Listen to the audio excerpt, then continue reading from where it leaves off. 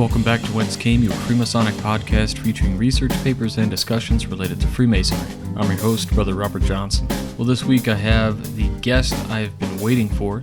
He was the first friend I made when I started the podcast. In one of the first episodes in October of 2011, I wanted to talk about George Washington's beer recipes since he was a Freemason, and I was kind of banking on Oktoberfest at the time. I got in contact with a brother who had done a post about George's recipe, and he gave me permission to use it. That episode did great, and the brother that shared was Brother Todd E. Creason, author of Famous American Freemasons, Volume 1 and 2, A Freemason Said That, and two works of fiction called One Last Shot and A Shot After Midnight, which are standalone novels, which are centered around a main character who is also a writer named Levi Garvey. It was a great interview, so as soon as this episode goes live, it will be of course available everywhere, but it will also be featured on our interviews page. Before we get into the interview, I wanted to say thanks for all the positive feedback about my progress in the Master Craftsman program. If you guys don't know what it is, I did receive some questions about it. Let me just read a bit about it from their website. The Scottish Rite Master Craftsman program, this SRMC, is an exciting by-mail correspondence course designed and administered by the staff at the House of the Temple in Washington, D.C., under the guidance and leadership of the Supreme Council 33rd degree of the ancient and accepted Scottish Rite Southern jurisdiction of the United States of America. Part 1 consists of 6 lessons utilizing the Scottish Rite Ritual Monitor and Guide by Arturo de Hoyos, 33rd degree, Grand Cross, and A Bridge to Light by Rex Hutchins, 33rd degree, Grand Cross, as its textbooks. Part 2 returns to the text from the first program in 9 quizzes and re-explores the ritual on a deeper level, looking for the moral lesson imparted in each degree and then applying that lesson to one's everyday life. Now, of course, there's also a third part also, but it's not described yet on their website. The program enrollment is available online by clicking the appropriate links for Part 1, Part 2, or Part 3.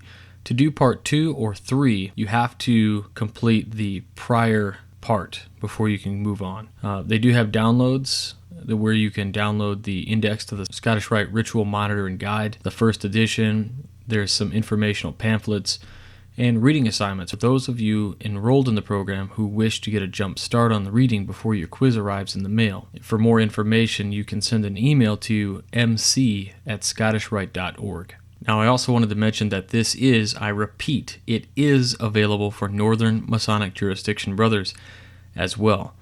I am a Northern Masonic jurisdiction brother myself, and I am in the program. I will say this. There are some huge differences between degree systems in the Southern Masonic jurisdiction and the Northern Masonic jurisdiction, but the program is still hugely worthwhile. If nothing else, you're going to get a $75 book for $35, thereabouts. Of course, like I said, there's also Master Craftsman 2 and 3 when you finish. I should also mention that the York Rite also has a similar program, although not as well known. I'll talk a little bit about that next week. So let's go ahead and pay the bills before we dive in with the interview. You all know that we have an Android app, a Windows 8 app, and also an Apple app. Why get the app? Well, that's a valid question, especially since the show streams free everywhere. But the app gives you streaming access as well as gives you the PDFs of the papers that we read on the show, and it gives you a Masonic-themed wallpaper for your mobile device every week. All the proceeds, not just a percentage, all of it goes right back into the show. Stitcher Smart Radio is another way to listen. If you're a podcast junkie, then Stitcher Smart Radio is a great option because they customize a stream of shows based on your interests. So if you're already on Stitcher, check us out. If you're not, then download the app, register for free, use the promo code Whence with no spaces. And when you do that, Stitcher Smart Radio sends us $1 to support the show. We also take donations to support the show as well. Just follow the link on our website, which is about halfway down on the right side. It's run through PayPal, and again, every penny goes right back into the show. And since it's PayPal, you know it's secure. Lastly, check out Onnit Labs for all your supplement needs for healthy and upgraded living. Products like Alpha Brain, Hemp Force Protein, Healthy Chocolate, Battle Ropes, Kettlebells for fitness training, all that stuff is the best that you can get. You can go through the links on our site, www.wcypodcast.com, and it supports us through an affiliate membership. Also, if you use the promo code WCY at the checkout, you're going to get another 10% off, and that usually pays for the shipping and a bit more. It doesn't cost you any extra to go through our links, and the guys over there send us some great support. So thanks in advance for checking this stuff out. So let's go right into the interview.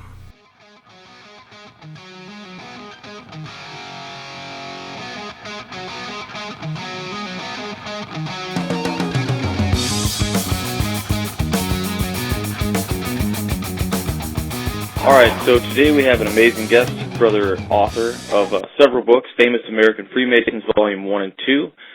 Freemason Said That, and he has a few fiction books out as well as A Shot After Midnight and One Last Shot. And his next novel is Shot to Hell. So everybody listening out at home, please welcome brother Todd E. Creason to the show. So Todd, how you doing today? I'm doing fine, Robert. Thanks for inviting me. Hey, man, it's been a long time that I wanted to have you on the show. You're a big inspiration to me, and I know a lot of brothers out there, so I appreciate you coming on. Well, thanks. So many of the listeners who know you from me know you from the Midnight Freemasons blog, which a lot of people I've told that you started it, and I first came across it, of course, when I published a piece on the show rather, about George Washington's beer recipe. Right, that's how we first came into contact with each other. Yeah, and at that point, you know, I started going back and like looking at all the previous articles that you had done up on the show, or on the website rather, and just found it incredible. How did you come up with doing that, and what prompted you to start doing that? Well, it started back in 2007, and it had several different names before I landed on the Midnight Freemasons, or actually it was the Midnight Freemason back then, and right. People often wonder where that name came from, and it really doesn't have any Masonic meaning. It just simply alluded to the fact that I'm usually up writing well after midnight, right. So I called the blog the Midnight Freemason. Yeah, absolutely. But at the time I was writing my first book, Famous American Freemasons, and I started the blog, and it was originally set up to promote the book I was writing. But nobody was very interested in the book I was writing, so I began posting interesting little stories and quotes that I didn't have room for in my chapters, and the blog quickly began to gain a following. Apparently there's a lot of people out there that are interested in history and Freemasonry, and as I researched my books, I found I had an endless source of materials for a blog like that. And back then I was posting something at least 5 days a week, and more often than not, I was posting 7 days a week. Wow. Yeah, it was incredible. I remember going through, and there's no way, I mean, with my schedule or anybody else's, I'm sure, but that you can read every single one. But anybody out there listening, if you guys go back, and you can go on the blog on the right-hand side, you scroll down, and you can search this blog and just put in a keyword or something, and there's probably an article for it. Right. And a lot of times those articles weren't, I mean, the content, sometimes it'd just be a quote that I ran across that I couldn't use in a chapter, and I just used the quote in a blog post and write a little piece about what I thought it meant. So yeah, and it's really interesting the way it goes through it, too, because, I mean, if you think about it in that sense, it's kind of like the blog started as your bonus features or your Easter eggs or your deleted scenes, if you will, for the book. It's pretty neat. Exactly. Originally, the way the blog started was my web designer created a really nice website for me at the time, and he thought, well, you can put your date and interesting little things on the website. Well, what we quickly found out was I'm not very good in HTML, and every time I'd try and touch that website, I'd wind up messing something up, and he'd have to go in and fix it. So he was actually the first one that suggested, maybe I ought to set you up a blog and we'll link it to your website. So he created the blog, and that's basically, I've found the blog format's been worked really well for me, so that's how that started. The blog interface is so big today. I think that's probably the best and easiest medium for so many people to get good information out there, or just information they want to share. And a lot of people have stuff they're going to share. And like you said, right. People are looking on Freemasonry, and people are so interested in it now. There's like this generation, I think, from like 28 to about 47, 48, and I see these analytics from my show, and that seems to be the general, like, really high influx of people listening. And same with our Midnight Freemasons, people, that generation, it's like, you know, we had that missing generation. Maybe our dads didn't join because it skipped the generation for some reason. But the blog is phenomenal. And then you also have your blog as well, right? Which for a while was From Labor to Refreshment. Right. I changed it. I really had wanted to separate those out. Well, I don't know if you want to talk about how you got involved in this.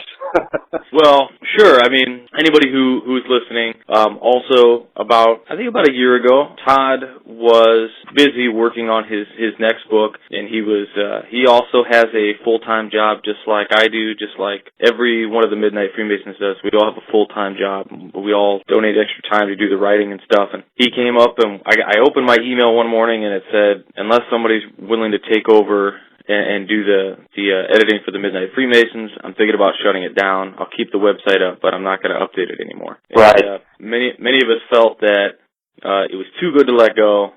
I threw my name in the hat, and so that's kind of how I got involved.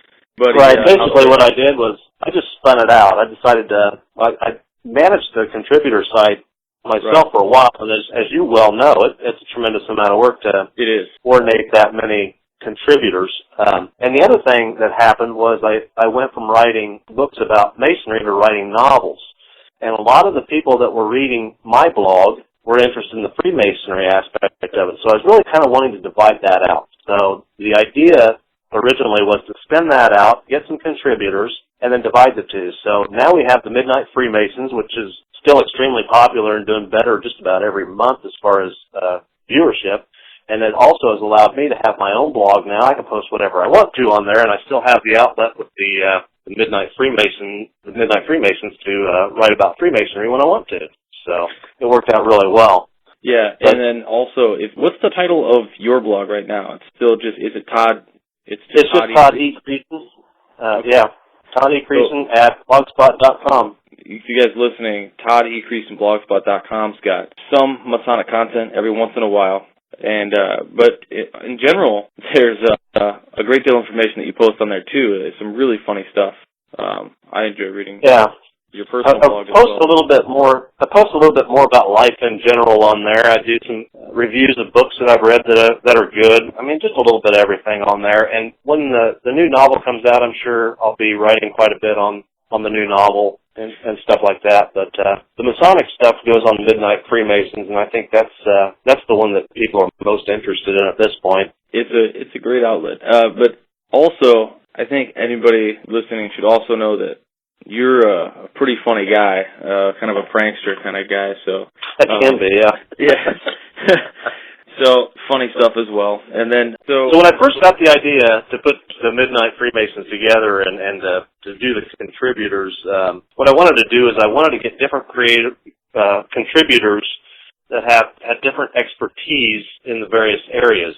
So I didn't want to lose that readership that I built up. So basically I got the idea to spin it out as a contributor blog.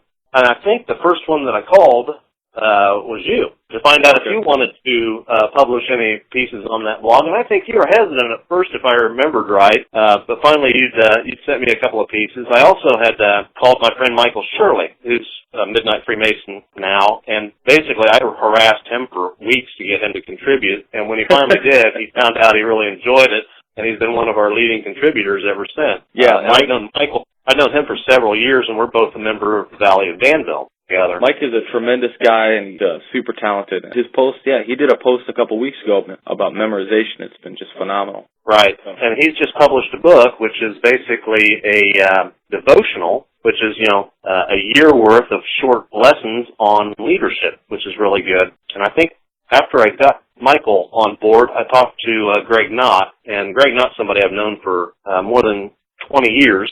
And he's basically the official photographer for about every Masonic group in my area around here. He's a fantastic photographer, and I thought he'd enjoy having a place to post some of his pictures. And over the years, he's written some really good pieces for the blog as well, and he published a few just in the last couple of weeks that were really good.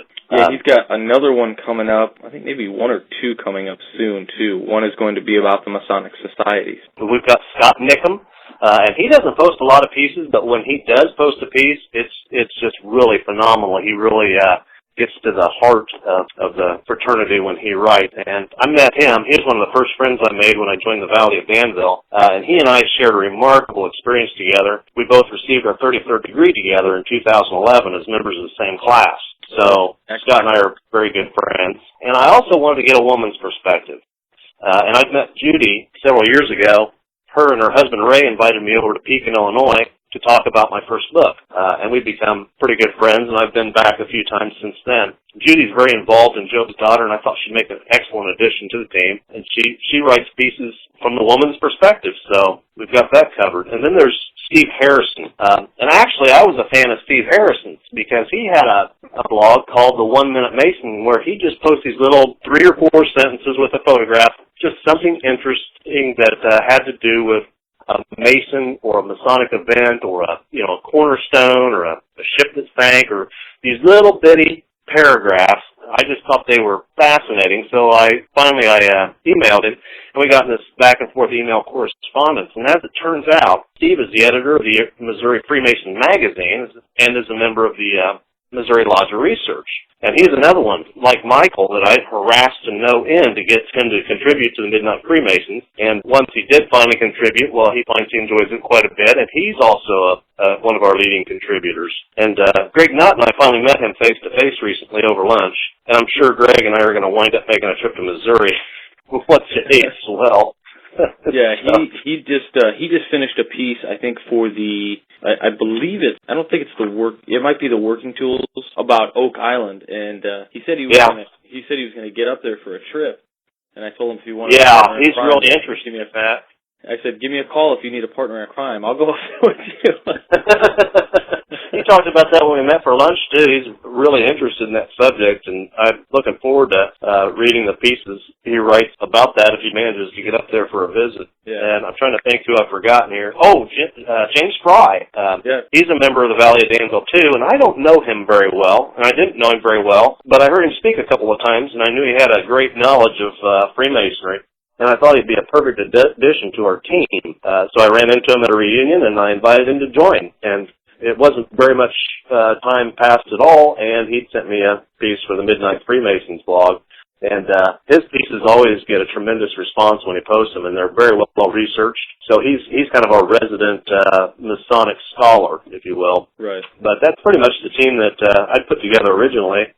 And you've added one since then. Yeah, we're working on another. We've got also Brother Brian Shimian, who's kind of the Shriner aspect of things, and then we've got one more, and I'm waiting for him to put a post together before we announce anything. But pretty exciting. Somebody involved with the Grand Lodge of Illinois. So that's the team. Yeah. So I think, like I said, anybody listening, you guys, depending on your interests, there's something for everybody to get out of it. Like you said, whether you're into scholarly works, just historical stories, it spans the gamut. It's really amazing, like the amount of material that we've managed to put together on that site. But right. I wanted to ask you, what prompted you to join the fraternity? About a month and a half ago, I was down in your neck of the woods, and I met you at the Danville Masonic Temple, and we listened to Chris Hodap talk. And anybody who doesn't know, Chris Hodap lets everybody know that he got into the fraternity through, I believe his father-in-law passed away and was a Mason, and he was just in awe of how they took care of the situation for him and helped him out, and he said he had to be a part of it, and he was part of a class. How did you come into the fraternity? It's basically curiosity. I don't have a great story like Chris Hodap does, but as you know, I've been a history buff my entire life. Every once in a while I'd run across references to Freemasonry and whatever I was reading, and I really didn't know what it was at the time, and I wasn't that interested in it. What first caught my attention when it came to Freemasonry was the movie National Treasure. And I went and saw that movie. I got interested in the subject. I did a lot of reading about it, kind of became fascinated by it, but never crossed my mind that I could join it, even though I knew there was a Masonic Lodge in Ogden. I just assumed I didn't know any of the members, and I was never much of a joiner. So I'm sitting in the local watering hole in Ogden one evening, and an old friend of mine I used to bartend with years ago comes in, and we get talking, and during that conversation, I couldn't believe it, but I noticed he was wearing a Masonic ring. So we had this long conversation about Freemasonry that evening and about the lodge. And as it turns out, I knew almost everybody that belonged to that lodge, including my godfather, Raymond.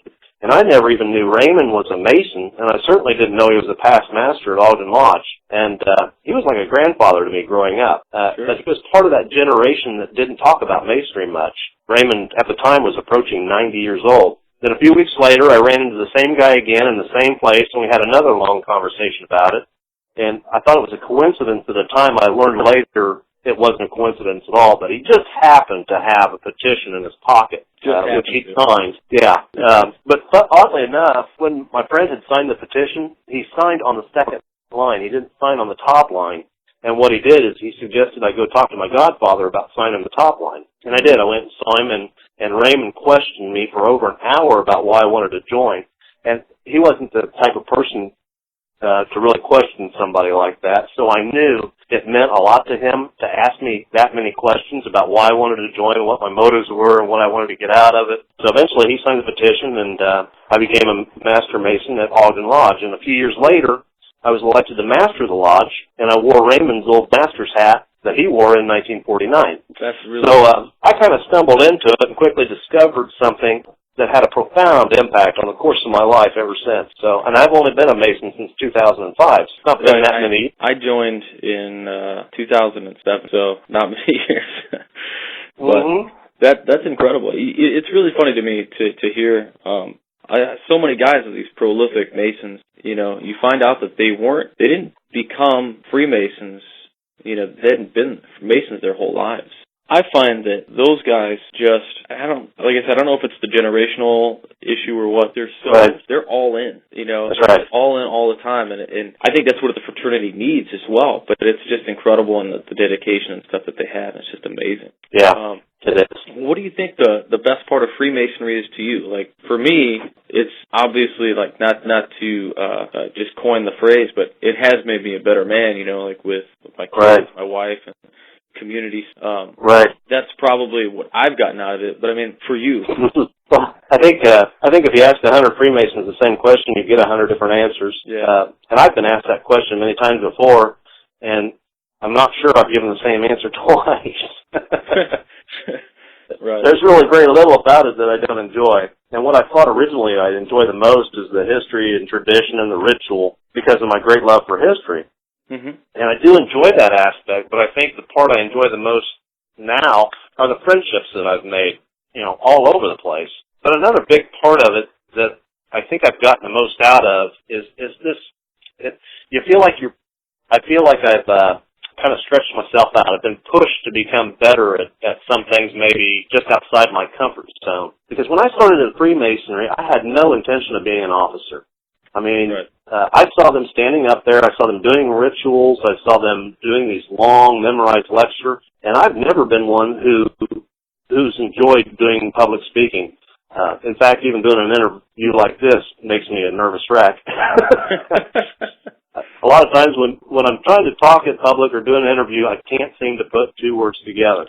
I'm the same way. Which is why I decided that instead of going that route and being an officer and learning these lectures, I'd just write books. I figured I could contribute behind the scenes, and the blog is another example of that same thinking. I could stay safely tucked away in my den writing instead of speaking. But that didn't last very long because when you write a book, people want you to come and talk about the book. And the next thing you know, doing the very thing that frightens me the most. I'm standing up there talking about it. But the more I did it, the less nervous I got about it. And I may never be a great orator, but I can do it when I need to. And I've also found, since the beginning, that I do enjoy doing ritual as well. I've gone through the chairs of my lodge, and I've served as a master. I've done ritual in the York Rite, the Scottish Rite. And again, I may never be a great ritualist, but I've learned in this fraternity it's not always about perfection.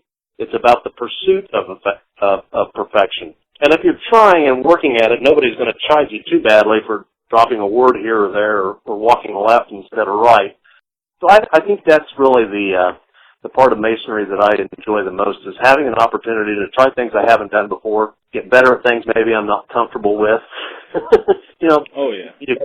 It's helped me grow as a person, helped me become more rounded. Absolutely. It does push you into areas. It's like, I had the same thing. I was never somebody to do public speaking or anything like that. And, of course, I jumped, all in when I did a podcast. And I had no intention of, doing more than a couple episodes just as a quirk. But then after a month, it had, 2,000 downloads. And I was like, you're kidding me. So, but same thing. In Lodge, for me, I'm always I had no intention of joining a chair either. I was like, I'll be a steward, sure, why not? I'll help do the dishes. That's right. It's like, but then, you just kind of get caught up, and now, I'm not master yet. I'm junior warden. I'll be going to senior warden. You're not too far away.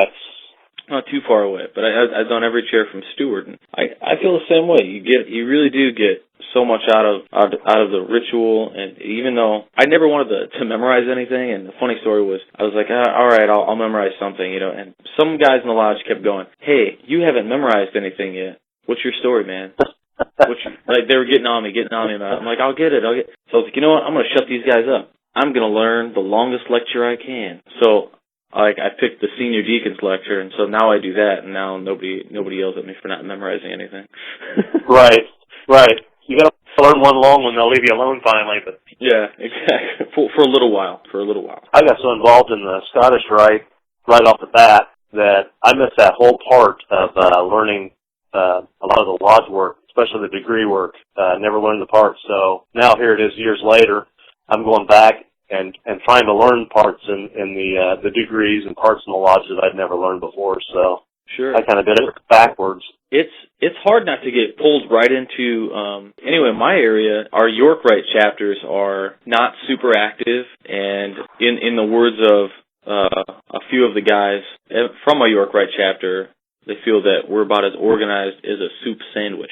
So, and so it's hard to not get pulled right in to going right into like the valleys, because the valleys they're really organized, and they have events, and they're always doing this stuff. And so, like right away, you want to just, of course, attend your Blue Lodge, and then check out Scottish Rite as well. Well, that's the advice I always give.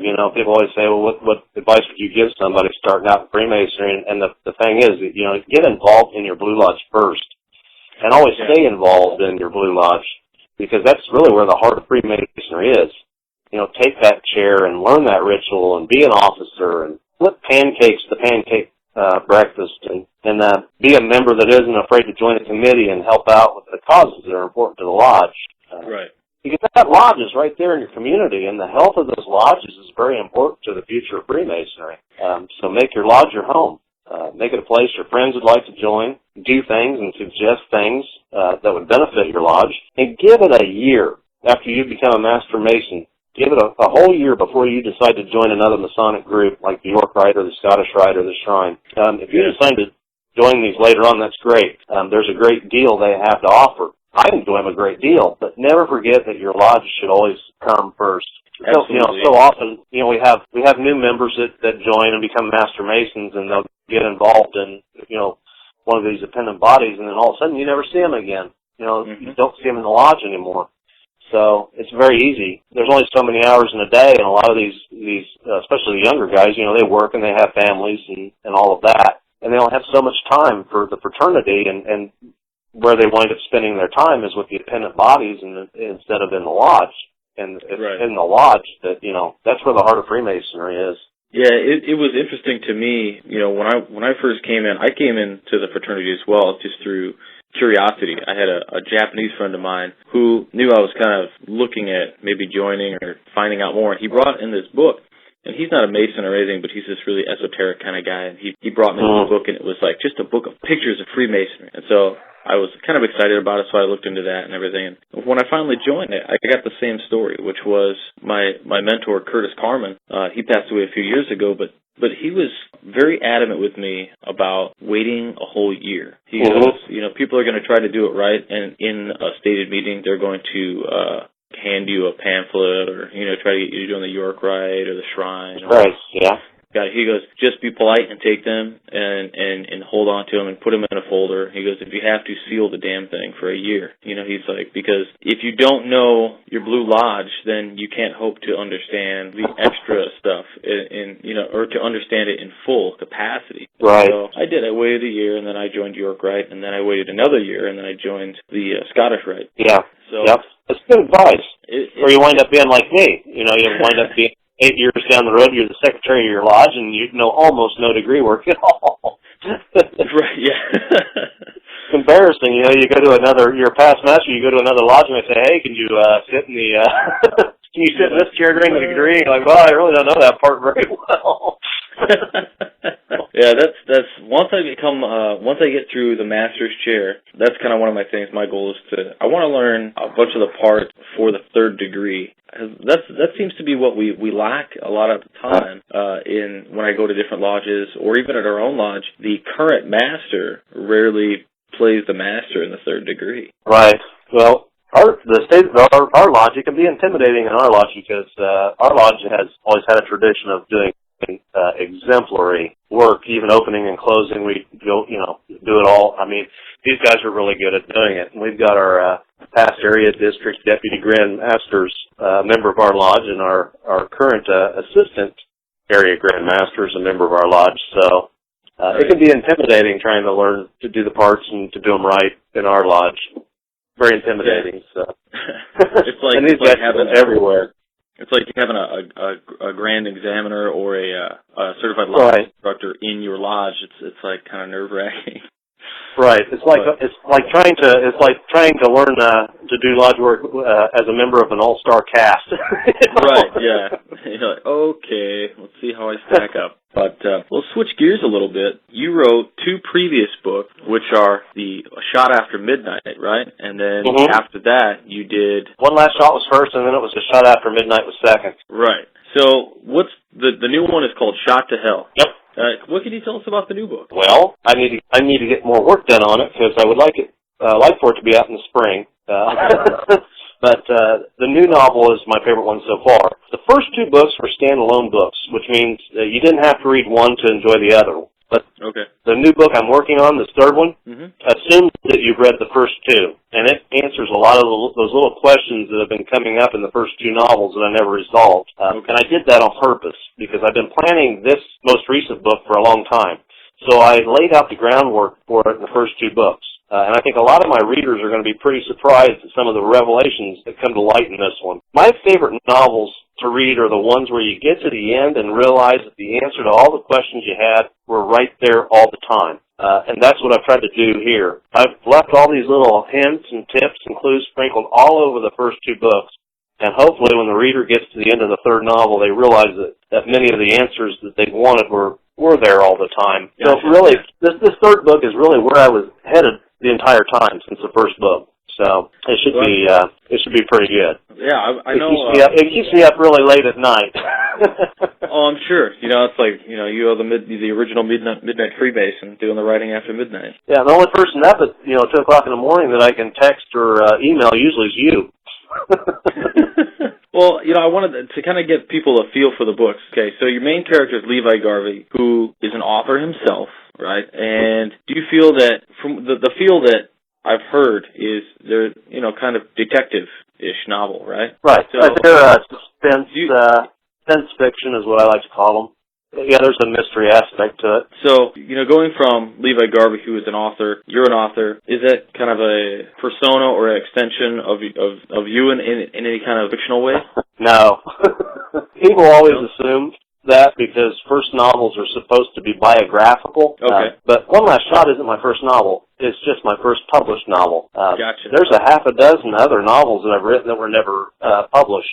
I have very little in common with Levi Garvey, other than owning a German Shepherd. But we do have some of the same interests, like we both like heavy metal music and old movies, and we're both the same age. Right. And people also point out he lives in a small town. But actually, I didn't grow up in a small town. I was never a townie. I grew up in the country on a farm, which is very different from the way Levi Garvey grew up. But what interests Levi and I have in common, I did that simply out of laziness. I just come off of writing 2 Famous American Freemasons books, which required a monstrous amount of research. And I didn't want to spend a lot of time in the library researching a novel. In fact, I didn't want to do any research on writing that first novel. Right. So basically, I stuck with what I knew. So what interest that he has that he shares with me is just out of laziness. But there's very, very little character-wise that Levi and I have in common at all. Okay. I notice you have hats. Like, that was my kind of thing. Was I noticed that you like a hat. like a nice fedora, or you have oh yeah, that you like. And so on the cover of the book, there's a hat. And so I always kind of like assumed maybe, like you said, people might just assume it because of the biographical aspect of things. But well, Levi Garvey, he wears the Panama hat, and actually he wore that hat before I did. I got the hat afterwards because I thought it'd make a good summer hat.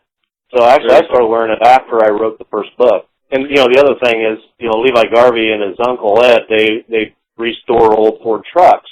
People always assume, oh, you must drive an old beat-up Ford truck or something. I can't even hardly get the blades off my lawnmower without it becoming a major episode. So I'm not a very mechanical person at all. The other thing is, Levi's a good shot with a handgun, and the biggest mistake you could do in this world is to hand me a handgun, because somebody's going to get hurt. That's awesome. So, no, I don't have a whole lot in common with him. And I don't live in a Victorian house, and I never lived in a Victorian house. All of it's just simply fiction. Now, so we're expecting this book out, hopefully, by maybe the spring, you think? By the spring, yeah. Very cool. Hope so. Well, I just wanted to kind of end it there and say that, was there anything else that you wanted to cover? Not that I could think of, but I did want to thank you again for all of the good work that you do for the fraternity, both with your Whence podcast and the work you do as managing editor on the Midnight Freemasons. Thank you for, helping me out and getting started. And you were a big part for me in getting the podcast going. And believe it or not, that was one of my biggest episodes. People really got a hold of that. In fact, I can't prove this, but our last reunion, Scottish Rite, the theme was pub foods and taverns and stuff, and they went colonial. And the idea was, they said in the flyer for the reunion that there was going to be George Washington's beer at this place. And immediately, I'm a brewer, so I thought, oh, this is going to be great, because maybe they've got access to things I don't have, right? Because believe it or not, that's a really hard recipe to do, as simple as it is. Right. You just can't make it anymore. Right. It was cool enough, that's specific enough to make it as it was probably at the time. Right. Right. The units of measurement in that recipe you're like, what? I'll pinch of this, But, so, one of the Valley members there brewed that beer, or his best representation of it, and I can't prove it, but like I said, I think that post, because the Midnight Freemasons has kind of gone a little bit wildfire throughout the Valley also because of the amount of contributors that we have in Illinois and some of the bigger names on there. Right. I like to think that maybe that's the inspiration behind that particular reunion special.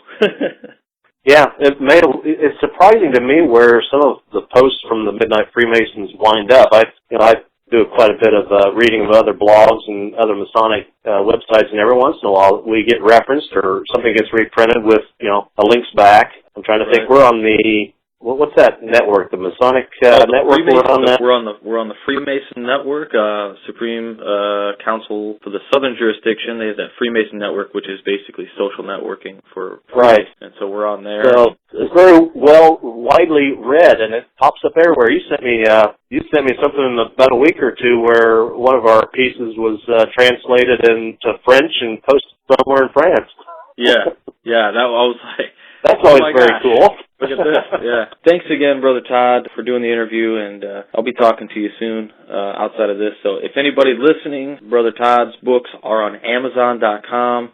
I have links to those on my website, and you can find them on his website as well, which is Todd E. Creason at blogspot.com. Are your books there on e-reader too? They are. They're available for Nook and Kindle, and I think all of them now are available for in the iBook store as well. I think all of them are in there now. So Great. So anybody listening, you got to pick up those books, especially if you are into Freemasonry, and Freemasons is your gig. Check out Famous American Freemasons 1 and 2, and Freemason Said That. Those are 3 really great books. In fact, I think the one is compiled into 2 books now, or into 1 book. Freemasonry Volume 1 and 2 is in one book, and it's pretty good. Also, your 2 fiction books, also on Amazon.com. and the third one coming out this spring. So we'll have links to that also on the blog and on Todd's blog. There's a few teasers on the toddcreason.org about the new book, a brief synopsis, and there'll be probably some sample chapters of that available within the next month or two on the Todd E. Creason blog. Very cool. I know we'll be excited to read it, and I'll be checking it out myself. All right. Thanks, Brother Todd, for joining us today. Thank you.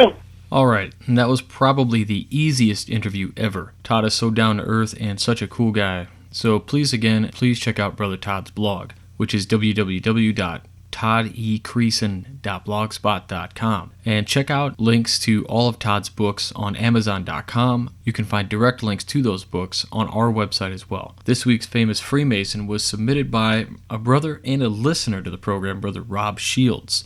So thanks again, brother. Branch Rickey. To put it in context, Brother Rob Shields was watching a movie called 42, and he said that a particular line had stood out to him, which was about keeping harmony on the team. Rob did some research and found out that Branch Rickey, who was involved with the Brooklyn Dodgers, was in fact a Freemason. In fact, he was a Knight Templar as well. Branch Rickey is most remembered as the president and general manager of the Brooklyn Dodgers, who hired Jackie Robinson to break the color line in baseball. He started his career as a mediocre baseball player, batting a .239 in just 119 games. But as a general manager, he excelled. Rickey created baseball's farm system to develop young players and added a number of innovative instructional techniques, all of which helped the St. Louis Cardinals win 6 pennants and our World Championships. He then won 2 more pennants with the Dodgers before moving to Pittsburgh. Rickey was initiated in Tuscan Lodge number 360, St. Louis, Missouri, and later transferred to Montauk Lodge number 286 in Brooklyn, New York. Rickey was inducted into the Baseball Hall of Fame in 1967. So there is actually a great PDF about Rickey that I wanted to read, but because I try to keep these shows a little bit shorter for commutes, I decided, since we did the interview with Brother Todd Creason this week, I would just add that PDF about Branch Rickey in the bonus features within the app for this week. So if you're listening via app, click the little E, it'll pull up the extras, click download PDF, and you can read a little bit more about Branch Rickey. And before we go, I wanted to mention our Masonic businesses that I have on our website. First is Pocono Pens, run and operated by Brother Brian, and his website may be down at the moment, but if you're interested in anything, send me an email and I'll get it to him. He has amazing handmade pens and of course made by our brother, which makes them invaluable. Brother Charles Harper's book, Freemasonry in Black and White, which is an excellent book exploring things related to the racial problems in lodges across the United States. Brother Todd's books about famous men in Freemasonry. Brother Mike Shirley's new book, which is amazing, is available on Kindle and the Nook. Here's the best part. It's $3. It's a great book about leadership. I misspoke last week when I said it was 365 pages with 365 quotes and introspection on those. Actually, Brother Mike wrote 366, so you're covered even in the leap year. So if you have $3, just buy the book. Read 1 page a day and improve your leadership skills. I know I love it, and I do read it every day, so a personal thanks to Brother Mike for writing this one. You can also check out Brother Rob Lewis's book, Love Me When I'm Gone, which is his memoir from his time in Afghanistan, and strangely enough, he's gone back there to serve our country once again. So a big thanks to our brother and all of our service members risking their lives every day for what we have. You can check out Fraternal Ties for the best Masonic neckties and bow ties ever. Plain and simple, the best. The best designs, the best fabrics. Nothing about fraternalties.com is less than amazing. You like a fat knot when you tie a tie? You get that with these thick silk quality ties. And the bow ties, well, those are amazing as well. You have to check them out. Check out Product Research Gear for everything you need for survival gear, run by a brother, and I'm telling you, stuff you only thought of. They have it. Great stuff. And lastly, Brother Jeff Koch's company, PB&J Water. They basically give you the best quality water filtration services known to man. And you know, he's going to take care of you because he's a brother. So again, I don't get paid to advertise for these guys. I'm just letting you know about good brothers involved with good products and items. So that's it for this week. Remember to find us on Facebook and follow on Twitter at Whence. We're still trying to get 1,000 followers on Twitter. We are on Google Plus at the email address wcypodcast@gmail.com. If you have questions, you want to submit something for the Midnight Freemasons or this show or an interview, you can also email me at that same address. Also, please don't forget to check out the Midnight Freemasons at their website at www.midnightfreemason.blogspot.com, or you can just follow the link from our site and that'll take you right there. That's 3 articles every week. It's a tremendous effort on the part of the writers who do this in their spare time. So check it out and leave some feedback. Speaking of feedback, please leave us a rating on iTunes so we know how we're doing. Alright, so stay on the level, everybody, and I will talk to you all next week. For Whence Came You, I'm Robert Johnson.